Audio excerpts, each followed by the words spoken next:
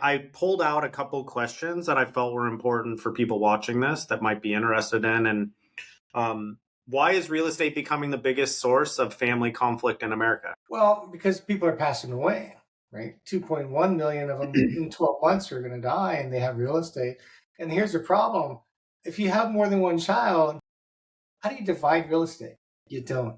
You fight over it, right? And so, cash is easy, right? Stocks, bonds, other liquid assets. That's easy. You can divide that to the penny.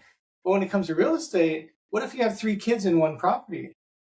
What does your trust say? See, the smart people, they put it in a trust to prevent it from probate. That's an absolutely good thing for probate. But does it prevent it from your family dispute? And here's your test. Are all your kids alike? Do they think alike?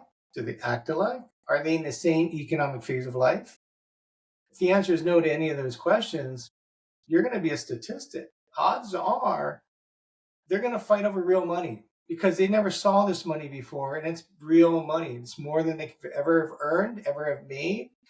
And now it's on the table, and somebody might be in their way, right? Because what if one wants to keep it and one wants to sell it? There you go. That's your problem. I have an interesting scenario. So my mom and stepdad, they've created a trust, and we've been called into a couple meetings just to kind of review it. It was really important that my sister and I specifically, and my other brother who you met, um, had an understanding of what was in the trust. Even Good. little things about where certain keys are in the house to open up other things. Like they get really detailed on it. Awesome. One thing Awesome. that they put in their trust that I felt was important, and it was to mitigate what you're talking about, these family disputes, right? Um, they have like wording in the trust about if any of you argue about how we decided to split this up, you're immediately out, right? And so I think that like what you said, like those documents, like putting things inside of trusts and the like clearly defining how the current owner of these properties wants it distributed is really important. And I'm curious, do you know what percentage of families that own properties even have trusts set up? Like how big of a thing is this? It's a big thing. Actually, interestingly enough, only about 60% have trust, Oh my 40% gosh. don't. And if it's not in a trust, ladies and gentlemen, when you die, it's not if, because that's a guarantee. You're going to die one day. That asset's going to go to probate. And so that's one of the things we teach. We teach probate sales, right? We teach you how to get them. We teach you how to attract them. We teach you how to serve that client at a high level. And then work with the attorney to get them to see that you know how to do this. So therefore they send you business because probate's one of those things they're going to sell the property. It's just like divorce. They're going to sell the property, right? So who are they going to go to?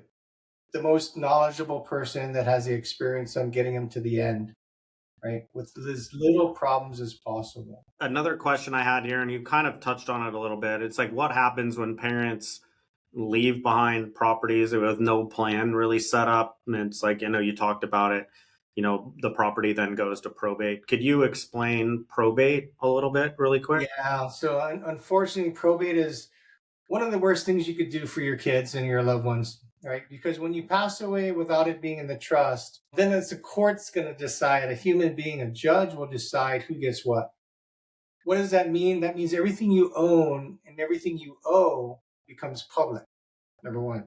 And wealthy people do not want that. What's interesting though is I met some really, really wealthy people, like over $100 million of wealth, that didn't have it in the trust because no one ever educated them on it. Mm. They just built it over time or they acquired it by inheritance. Right? But the probate process is horrible because not only is everything public, remember you're dead at the time, right? So you don't have anything to say about it because you're gone. So who's dealing with that? The person you love the most. They're the ones that have to go to court. They're the ones that have to face the judge. They're the ones that have to get scrutinized in front of everybody in public, in the public court system. And all of the wealth is public. And they're going to spend tens of thousands of dollars to pay to attorneys to get through that. It'll take months of their life and stress in their life because you didn't plan, right? So when you don't have a plan, you're creating a burden on the people you love the most. And when I say that to people, people go, "Oh gosh, I guess I got to get one." Yeah, you're right, right?